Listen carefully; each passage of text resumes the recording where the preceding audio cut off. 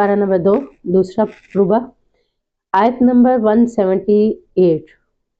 या अय्युहल्लज़ीना आमनू कुतिबा अलैकुमुल क़िसासु फ़िल क़त्ल अल हुर्रु बिल हुर्रि वल अब्दु बिल अब्दि वल उन्सा बिल उन्सा।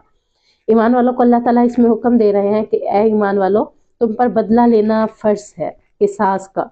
आज़ाद के बदले आज़ाद ही औरत लोगे या मर्द लोगे, गुलाम के बदले गुलाम ही होगी, औरत के बदले औरत ही होगी।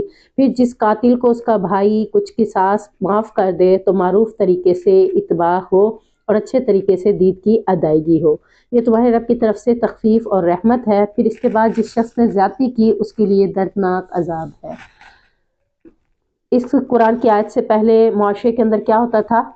अगर किसी ने किसी को कत्ल कर दिया है तो दीत में क्या हो जाता था? औरत को ही वनी कर दिया जाता था, यानी औरत ही दे दी जाती थी, बहन दे दी जाती थी। तो अल्लाह ताला ने अब यहाँ पे हुक्म दिया है कि जिस तरह का किसास होगा उसी तरह का बदला लेना तुम्हारे लिए ज़रूरी है। अगर मर्द को कत्ल किया है तो मर्द के बदले मर्द ही कत्ल होगा। अगर वो आज़ाद कत्ल हुआ है तो आज़ाद ही कत्ल होगा। गुलाम है तो गुलाम ही कत्ल होगा। किसी ने औरत को कत्ल किया है तो बदले में औरत ही कत्ल होगी। तो मर्द के कत्ल में औरत को नहीं दिया जाएगा। तो ये क्या है? बराबरी नहीं होगी। और इसी तरीके से अगर कातिल का भाई कोई दीद के ऊपर मामला तय कर लेता है कि हाँ इतना तावान दे लो और फिर हम कत्ल को माफ़ कर देते हैं, तो अल्लाह ताला कह रहे हैं ये ज़्यादा बेहतर है कि दीद ले लो, माली ताउन ले लो और उसको माफ़ कर दो। यानी ज़रूरी नहीं है कि जान के बदले जान को ही कत्ल करो। इख्तियार ज़रूर दिया है, लेकिन इख्तियार के बाद भी चुनने के लिए बात दी है, तो वो कौन सी दी है? पहले दीद की, कि अगर तुम दीद ले लो तो ये ज़्यादा बेहतर है तुम्हारे रब की तरफ से और रहमत भी है। अगर इसके बाद भी कोई शख्स ज्यादती करे, ना दीत ले ना औरत को, मर्द के बदले मर्द को कत्ल करे बल्कि मर्द के बदले में औरत को ही दे दे, तो अल्लाह ताला क्या कह रहे हैं कि जिस शख्स ने ज्यादती की उसके लिए दर्दनाक अजाब है। यानी हुक्म आ गया था, हुक्म आने के बाद आज इस हुक्म पर अमल किया जाएगा, ना कि अपने रस्मों रिवाजों को देखा जाएगा। कबीले के लोग अक्सर अपने रस्मों रिवाज बनाकर बैठ जाते हैं और अपने रस्मों रिवाज के मुताबिक मर्द के कत्ल में औरत को वुन्नी करके ले जाते हैं और उसके साथ बहुत ही ज्यादा बुरा सलूक करते हैं और फिर उसे ना तो उसके घर जाने दिया जाता है और ना ही उसका कोई माशरे में मकाम होता है। तो अल्लाह को ये बात पसंद नहीं थी। अल्लाह ने हुक्म दे दिया कि अगर तो मारना चाहते हो तो मार डालो और अगर मारना नहीं चाहते तो उसके बजाय दीत ले लोगे, किसी और को नहीं लिया जाएगा। दीत में क्या होगा? माली ताउन होगा कि तुम जितने पे आपस में इत्तफाक कर लो वो तुम्हारे लिए ज्यादा बेहतर है। अगली आयत नंबर 183। या अय्युहल्लज़ीना आमनू कुतिबा अलैकुमुस सियामु कमा कुतिबा अलल लज़ीना मिन क़ब्लिकुम लअल्लकुम तत्तक़ून। अल्लाह इस आयत में रमज़ान के रोज़े फ़र्ज होने का हुक्म दे रहा है कि ये रमज़ान के रोज़े हर बालिग पर फ़र्ज हैं सिवाय 3 लोगों के। ठीक है ना? मुसाफिर, वो छोड़ना चाहे तो छोड़े लेकिन अगले दिनों में मुकम्मल करेगा। बीमार है, बीमारी की सूरत में छोड़ दे तो अगले दिन में मुकम्मल करेगा। और ऐसा बीमार जिसकी चांसेस ठीक होने के नहीं है तो वो फिदिया अता करेगा। या ऐसी प्रेग्नेंट औरत या दूध पिलाने वाली औरत जिसका मामला 1 साल के बाद फिर अगला साल दोबारा शुरू हो जाता है या प्रेगनेंसी में चला जाता है या दूध पिलाने पे आ जाता है, फिर अगला साल फिर प्रेगनेंसी या दूध पे चला जाता है, यानी उसे मौका ही नहीं मिलता रोज़ा रखने का, तो उसके लिए ऐसी औरतों के लिए भी अल्लाह रब्बुल इज़्ज़त की तरफ से यानी हुक्म है, उलमा देते हैं कि वो चाहे तो फिदिया दे दे और जब उसके पास सहूलत हो तो फिर वो रोज़े भी रख ले। यानी अगर नहीं रखती तो फिदिया से उसका मामला क्लियर हो जाएगा।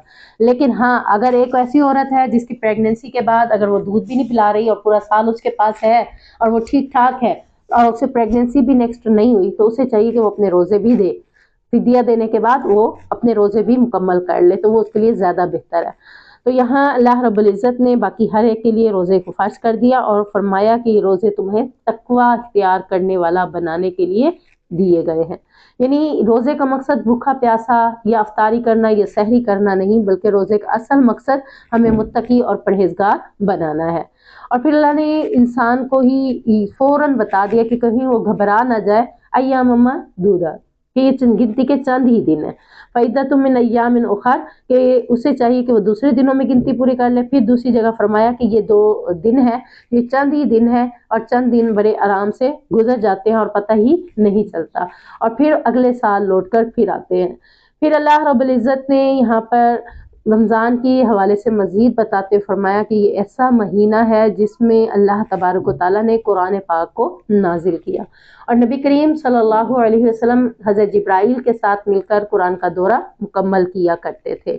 یعنی ترتیب اللہ کے حکم سے ہی لگی ہے، نزول وحی میں ترتیب کچھ اور تھی، اور قرآن کی شکل میں ترتیب، کتابچے کی شکل میں جو ترتیب ہے وہ اور ہی ہے۔ یعنی دیکھیں پہلی سورت اقرأ بسم ربک الذی خلق ہے، تو پہلا قرآن کی ترتیب میں ہم دیکھتے ہیں سورت فاتحہ ہے۔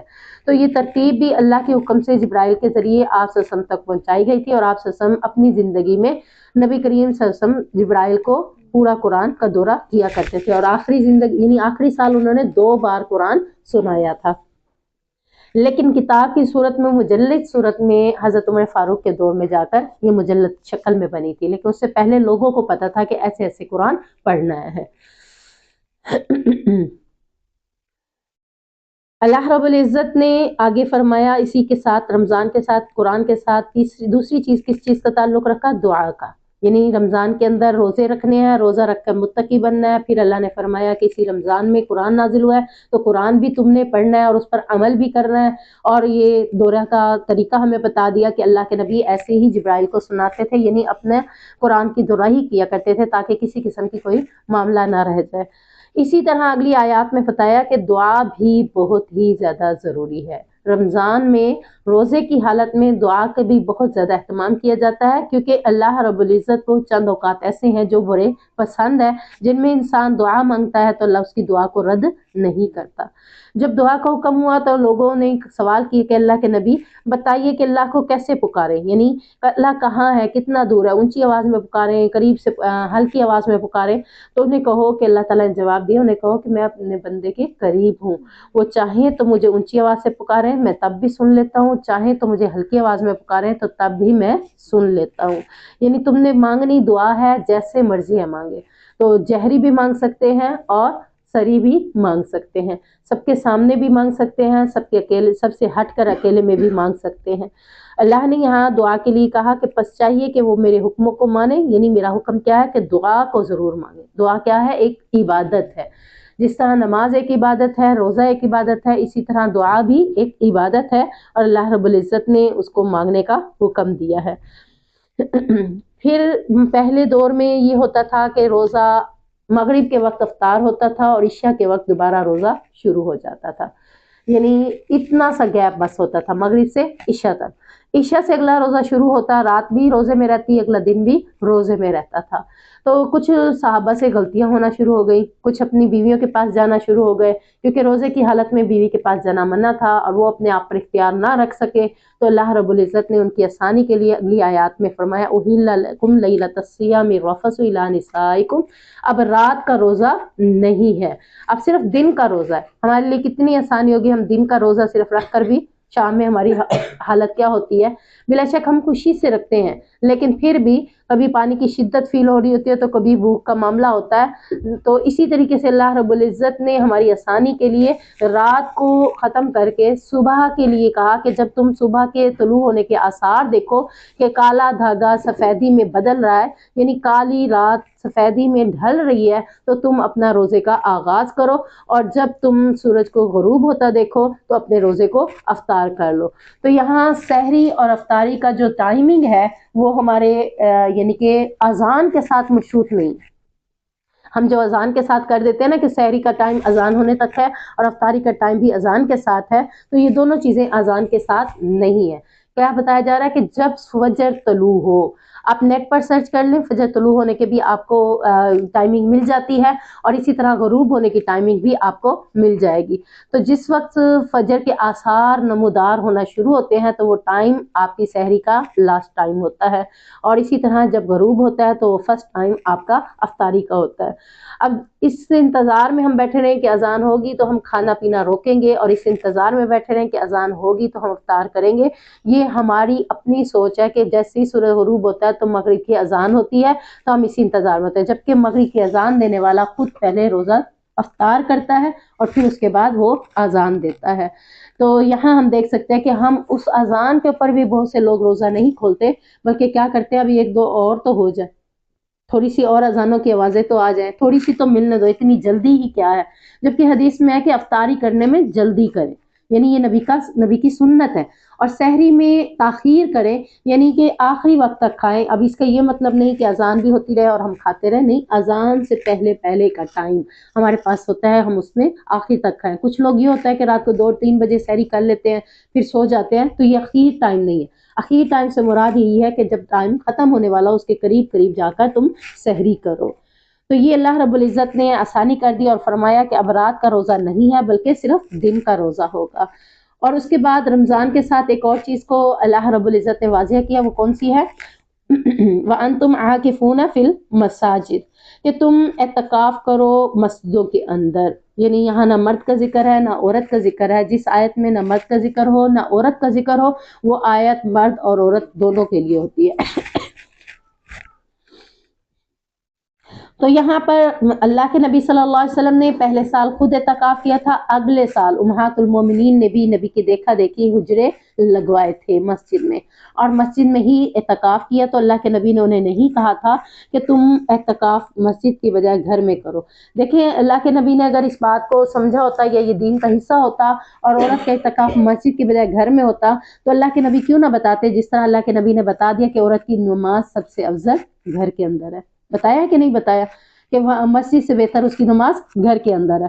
تو یہاں اللہ کے نبی یہ بھی بتا سکتے تھے کہ عورت کا اعتکاف بھی مسجد کی بجائے گھر میں ہے۔ تو کوئی حدیث ہمیں نہیں ملی جہاں پر اللہ کے نبی نے امہات المومنین کے خیمے اتارے ہوں اور انہیں کہا ہو کہ تم اپنے گھروں میں ہی اعتکاف کرو۔ بلکہ اللہ نے قرآن میں ایک اور جگہ پر بھی حضرت ابراہیم کی دعا کی۔ حضرت ابراہیم نے جب مکہ کو تعمیر کیا تھا تو اللہ تعالیٰ نے کیا کہا تھا کہ اس گھر کو تعمیر کرو اعتکاف کرنے والوں کے لیے اور طواف کرنے والوں کے لیے۔ تو اعتکاف سب نے کرنا ہوتا ہے، اور سب میں سے عورت اور مرد دونوں برابر ہیں۔ ان دونوں کے لیے حکم کیا ہے کہ وہ دونوں میں سے کوئی بھی اعتکاف کرے گا تو مسجد کے اندر ہی کرے گا۔ اگر واضح لفظوں میں حکم ہوتا کہ اللہ کے نبی نے کہا ہوتا کہ عورتیں مسجد کی بجائے گھر میں کریں تو پھر ہمارے لیے بہتر گھر تھا، لیکن کہا ہی نہیں ہے، بلکہ امہات المومنین کے خیمے لگے رہے اور انہوں نے 1 سال نہیں کتنے سال تک مسجدوں میں اعتکاف کیا تھا۔ آیت نمبر 190 وَقَاتِلُوا فِي سَبِيلِ اللَّهِ الَّذِينَ يُقَاتِلُونَكُمْ وَلَا تَعْتَدُوا، اور تم اللہ کے راستے میں لڑو اس وقت تک، یعنی ان سے لڑو جو تم سے لڑتے ہیں۔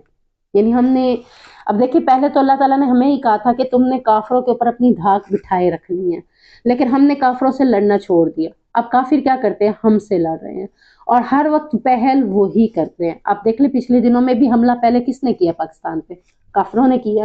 اللہ کہہ رہا ہے جب وہ تم سے لڑتے ہیں تو تم بھی ان سے لڑو۔ ہمارا یعنی عام روٹین میں ہمیں کہتے ہیں اس نے مجھے تھپڑ لگایا تھا، میں نے بھی تو تھپڑ لگانا تھا، ہم مسلمان کو تھپڑ لگا دیتے۔ جب کافر اگر پلٹ رہا ہے تو اللہ رب العزت ہمیں بھی حکم دے رہا ہے کہ جب وہ تم سے لڑتے ہیں تو تم بھی ان سے لڑو۔ اب اس بات کے اوپر لوگ کہے کہ نہیں ابھی جہاد فرض ہی نہیں ہے، ہم یہاں پہ جہاد کے اگلی آیات میں جہاد کو فرض بھی قرار دیا ہے۔ یہاں کہہ رہا ہے کہ اللہ جب تم سے کوئی لڑے تو تم بھی اس سے لڑو۔ پیچھے ہے کہ اگر کوئی قتل کرتا ہے تو مسلمان بھی ہے تو اس کو قتل کرو۔ اب یہاں پر آ رہا ہے کہ اگر کوئی تم سے لڑتا ہے تو تم بھی ان سے لڑو اور زیادتی نہ کرو۔ جتنا لڑائی انہوں نے تمہارے ساتھ کی ہے اتنی لڑائی تم بھی ان کے ساتھ کرو، اس سے زیادہ نہیں کرو، بے شک اللہ زیادتی کرنے والے کو پسند نہیں کرتا۔ پھر اگلی آیات میں اللہ تعالیٰ نے اس حکم کو فرض بھی قرار دیا، ہم دیکھیں گے آگے انشاءاللہ۔ آیت نمبر 195 وَأَنفِقُوا فِي سَبِيلِ اللَّهِ وَلَا تُلْقُوا بِأَيْدِيكُمْ إِلَى التَّهْلُكَةِ وَأَحْسِنُوا إِنَّ اللَّهَ يُحِبُّ الْمُحْسِنِينَ۔ یہ آیت آتی ہے جنگ بدر کے بعد کی بات ہے کہ کہتے ہیں کہ جب جنگوں میں تھوڑا سا معاملہ، جنگ بدر جنگ احد ہو گئی، اس کے بعد تھوڑا سا معاملہ ٹھنڈا ہوا، یعنی تھوڑا امن کے دن آئے، تو صحابہ نے کہا کہ اب تو ہم اپنے پیسوں کو، اپنے مال کو تجارتوں میں لگا کر، یعنی فصل کو کاشت کرنے میں لگاتے ہیں اور اپنے گھر بار کو بہتری کے لیے سوچتے ہیں۔ تو اللہ رب العزت کو ان کی یہ سوچ پسند نہ آئی، تو اللہ تعالیٰ نے کیا کہا؟ وَأَنفِقُوا فِي سَبِيلِ اللَّهِ، تم اللہ کے راستے میں خرچ کرنے سے اپنے ہاتھوں کو نہ روکو۔ انہوں نے کہا اب تو جہاد نہیں ہو رہا، ابھی تو کچھ ٹائم ہے ہمارے پاس، تو ہم اپنی حالتوں کو ہی سنوار لیں۔ لیکن اللہ نے کہا کہ ہو رہا ہو یا نہ ہو رہا ہو، تم ہر وقت اللہ کے راستے میں اپنے آپ کو بھی تیار رکھو اور اپنے جنگی اسباب بھی تیار رکھو، اس کے لیے مال خرچ کرتے رہو۔ یہ نہیں ہے کہ اب جب ہوگی جنگ تو تب دیکھیں گے، उस वक्त मौका मिलेगा इन चीज़ों को लेने का। तो चीज़ें भी मौजूद हों और अल्लाह के रास्ते में वक्तन फ़क्तन इन चीज़ों, इस सामान के ऊपर पैसा भी खर्च करते रहो। अगर तुमने ऐसा ना किया तो तुमने क्या किया, अपने हाथों को खुद ही हलाक कर दिया। यानी अल्लाह चाहता है कि जिहाद के रस्तों में हमेशा के लिए पैसे खर्च करते रहे।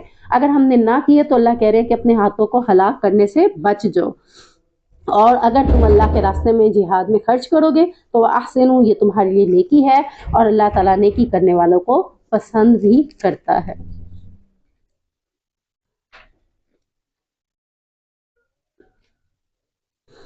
आयत नंबर 203, वस्कुरुल्लाह फी अय्यामिन मअदूदात। हज का जिक्र पीछे हो रहा था, तो हज के जिक्र में अल्लाह रब्बुल इज़्ज़त ने फरमाया गिनती के चंद दिनों में तुम अल्लाह को कसरत से याद करो। गिनती के चंद दिनों से यहाँ मुराद 11, 12, 13 जिलहज्जा है, यानी 10 जिलहज के बाद का जिक्र। ये पीछे सारा हज का जिक्र हो रहा था और हज के बाद अल्लाह ने जिक्र कर दिया कि सिर्फ हज के दिनों में जिक्र नहीं करना, हज के अगले दिनों में। और हज ही के अलावा हम सब लोगों के लिए भी है कि हम इन दिनों में तकबीरात पढ़ते रहते हैं, अल्लाह का जिक्र करते रहते हैं। यानी कि जिस दिन तक कुर्बानी करने के हुक्म है उस दिन तक यानी तकबीरात भी पढ़ने का हुक्म है। तकबीरात के साथ साथ अल्लाह को कसरत से याद करना, यानी उठते बैठते चलते फिरते तकबीरात के साथ और भी कुछ दुआओं का एहतमाम किया जा सकता है। और सबसे बेस्ट उन दिनों में तकबीर ही है, तो तकबीरात का एहतमाम अल्लाह कह रहा है कि बाकी दिनों के गिनती के चंद दिन, यानी अभी हाजी पत्थर मार रहे होते हैं शैतान को, तो ये जो चंद दिन बाकी रह गए इनमें भी तकबीरात का तुम एहतमाम करते रहो। आयत नंबर 208, या अय्युहल्लज़ीना आमनु उदखुलू फिस्सिल्मि काफ़्फ़ा वला तत्तबिउ खुतुवातिश शैतान इन्नहु लकुम अदुव्वुम मुबीन। ऐ ईमान वालो, इस्लाम में दाखिल होना है तो पूरे दाखिल हो जाओ।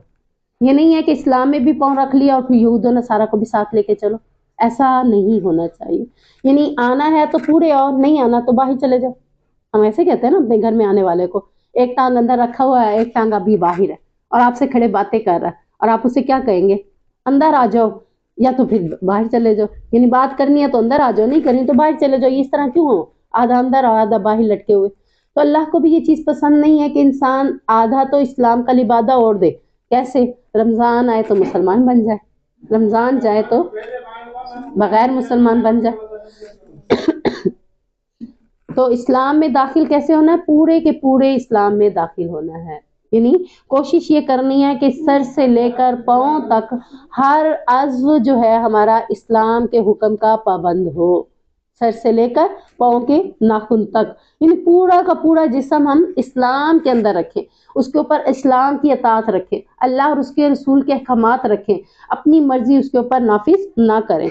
और अल्लाह रब्बुल इज़्ज़त ने शैतान के कदमों की पैरवी करने से मना कर दिया कि जब तुम इस्लाम में पूरे के पूरे दाखिल हो जाओ तो फिर शैतान वाले काम करने से अपने आप को बाज रख लो, क्योंकि वो जो शैतानी काम करोगे तो वो किसके कदम है, शैतान के हैं। उसकी चाल इख्तियार ना करो, क्योंकि वो तुम्हारा खुला दुश्मन है।